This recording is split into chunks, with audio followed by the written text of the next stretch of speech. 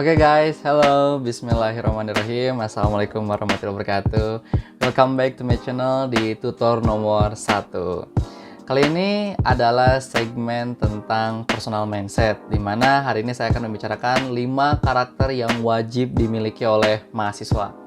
Ya, 5 karakter ini sangatlah wajib dimiliki oleh mahasiswa. Kenapa?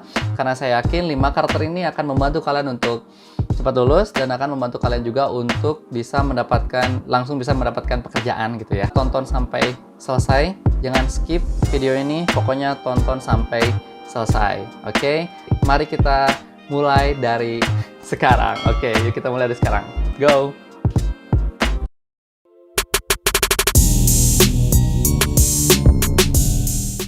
Segera subscribe channel bermanfaat ini, klik lonceng notifikasi supaya tidak ketinggalan video terbaru. Jangan lupa like, komen, dan share video ini ke teman-teman kalian. Semoga bermanfaat. Oke guys, yuk kita mulai. 5 karakter itu apa aja sih? 5 karakternya. Oke. 5 karakter ini saya yakin sangatlah bermanfaat bagi teman-teman mahasiswa. Yang pertama adalah mandiri. Ya, harus mandiri. Sebagai mahasiswa, pasti kita dituntut untuk menjadi mandiri. Memiliki kepribadian yang mandiri adalah suatu kewajiban, pasti ya. Karena dengan mandiri kita bisa menyelesaikan masalah sendiri, kita bisa melakukan banyak hal dengan diri kita sendiri, ya tanpa harus bergantung pada orang lain, tanpa harus bergantung pada orang tua, ya apalagi pada orang tua tuh, ya. Kita ambil contoh sederhana aja deh, misalnya dalam segi penugasan. Tugas waktu SMA dengan tugas pas kuliah itu pasti beda jauh. Waktu SMA itu tugasnya terperinci ya.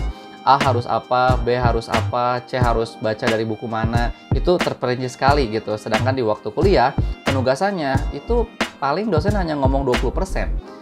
Dosen hanya memberikan gambaran besarnya saja, 20%, sisanya kita lah yang harus mengembangkan, berdiskusi, mencari referensi lain, membaca buku dari sumber-sumber lain.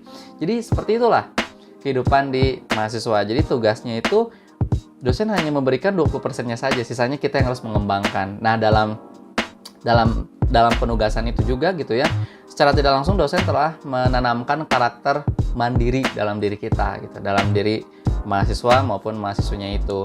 Oke, karena gini guys, karena sejatinya kita itu tidak akan pernah bisa bertahan apabila kita masih bergantung pada orang lain. Kita masih bergantung pada orang lain, kita masih bergantung pada orang tua, ya mau sampai kapan gitu? Mau sampai kapan, betul nggak? Ya, karena kita pasti dituntut untuk menjadi mandiri, memiliki pribadi yang mandiri gitu ya. Bisa menyelesaikan masalahnya sendiri, melakukan banyak hal dengan diri kita sendiri, sesuai dengan skill yang kita bisa. Oke, yang pertama itu adalah karakter mandiri. Ya, coba tuh, belajar tuh dari sekarang. Bisa nggak melakukan banyak hal dengan sendiri gitu, bisa nggak? Oke, seperti itu. Itu nomor yang pertama. Sekarang kita maju ke nomor yang kedua. Oke, apa itu karakter yang nomor 2? Nomor 2 karakternya adalah berpikir kritis. Wah, ini mahasiswa banget nih ya. Mahasiswa tuh harus kritis. Mahasiswa tuh harus memiliki pola pikir yang kritis. Banget gitu ya. Ya, karena itulah yang membedakan antara mahasiswa dengan anak SMA. Karena itulah yang membedakannya. Ketika kita melihat masalah, kita bisa menganalisanya lebih dalam. Itu salah satu pemikiran yang kritis gitu ya. Dan menurut saya berpikir kritis tuh cuman 3 langkah sih sebetulnya. Cuman ada 3 step gitu. Yang pertama, kita melihat masalahnya, masalah apa tuh yang sedang terjadi. Yang kedua itu kita mencari tahu tuh apa penyebabnya, apa penyebab masalah itu gitu ya. Yang ketiga adalah kita coba tawarkan solusi. Hanya 3 langkah itulah, ya. Jadi cuma 3 langkah itulah untuk bisa berpikir kritis, gitu ya. Sekali lagi, langkah-langkah berpikir kritis adalah nomor 1, apa tadi? Melihat apa masalah yang sedang terjadi. Nomor 2, mencari tahu apa penyebabnya, gitu. Ini kenapa nih bisa kayak gini? Kenapa nih bisa kejadian gitu masalah kayak gini? Dan yang ketiga adalah coba tawarkan solusinya, ya. Coba tawarkan solusi yang terbaik dari pemahaman kalian, gitu, untuk bisa memecahkan masalah tersebut. Nah, itulah cara berpikir kritis. Jadi ya, berpikir kritis juga kita bisa tumbuhkan di organisasi. Di organisasi sih kita lebih kerasanya untuk bisa berpikir kritis, untuk bisa mengembangkan pola pikir kita menjadi kritis. Itu di organisasi, karena di organisasi kan banyak permasalahan tuh, ya. Banyak permasalahan gitu, baik itu internal maupun eksternal yang mungkin kita bisa berkontribusi dalam pemecahan masalah tersebut gitu ya. Di kelas juga bisa sih sebetulnya, cuman ya untuk bisa mengembangkan lebih-lebih ya coba join organisasi kayak gitu. Oke, itu nomor 2. Sekarang kita lanjut ke nomor yang ketiga. Apa itu nomor 3? Nomor yang ketiga itu adalah kreatif. Yes, ya. Mahasiswa itu harus kreatif. Kreatif itu harus dimiliki. Karakter kreatif itu harus dimiliki oleh mahasiswa. Kenapa? Ya, karena kita bisa mengubah situasi lewat kreativitas kita. Cuman ya banyak orang-orang yang beranggapan bahwasanya orang yang kreatif itu adalah orang yang bisa gambar, bisa melukis, bisa mendesain, bisa mengaransemen lagu. Ya bagi saya nggak kayak gitu juga sih. Ya mungkin oke lah orang lain bisa berpikiran seperti itu. Bebas pendapat orang lain ya. Menurut saya kreatif itu adalah ketika kita bisa mengubah situasi yang sulit menjadi peluang. That's creative. Ya, that's creative. Ketika kita, sekali lagi, ketika kita bisa mengubah situasi yang sulit menjadi peluang, nah itu kreatif tuh. Contoh, misalnya kita 1 bulan nggak cukup tuh uang saku selama 1 bulan itu nggak cukup tuh. Nah, kita mulai tuh berpikir kreatif.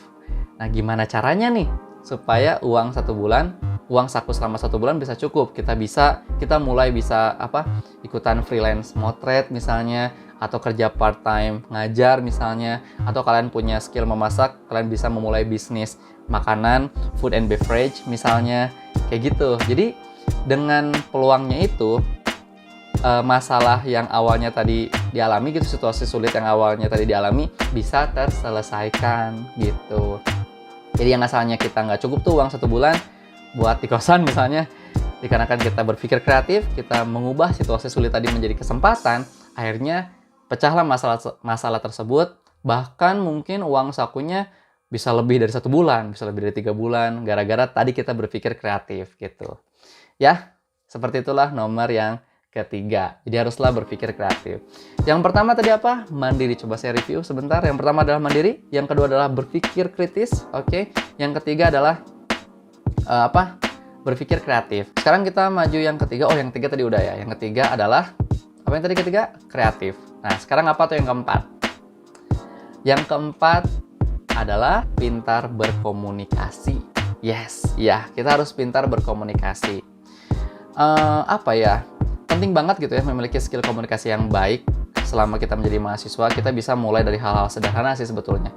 Kenapa sih kita harus pintar berkomunikasi? Ya, dikarenakan kita nggak akan lepas dari presentasi nomor 1, menyampaikan pendapat nomor 2, mengurai masalah atau mengurai solusi nomor 3. Jadi kita nggak akan lepas dari 3 hal itu gitu ketika kita ada di kelas. Jadi mau tak mau kita harus bagus berkomunikasi, apalagi di organisasi. Lebih bagus lagi itu ya.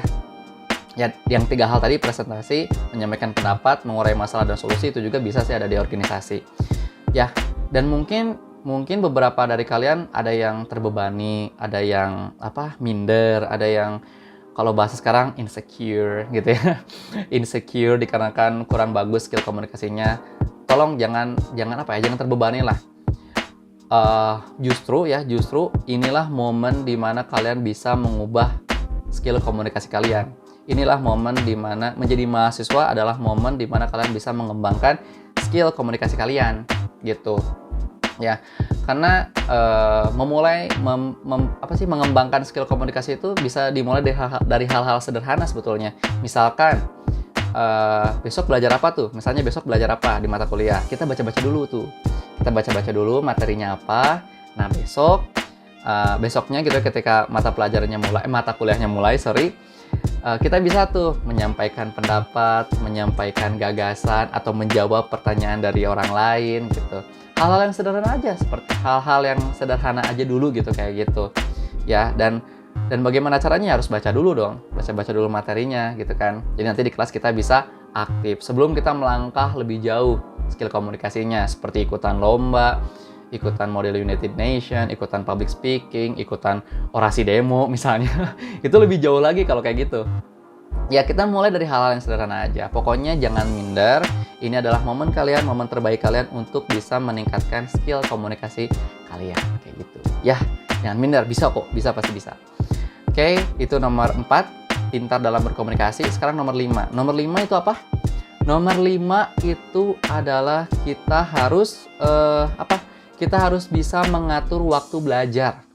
Nomor 5 itu mengatur waktu belajar, nomor 5 itu. Nah, saya harus disclaimer dulu nih, saya harus menekankan dulu nih. Ingat guys, kita datang ke kampus itu untuk belajar. Kita datang ke kampus itu untuk mengasah jurusan kita.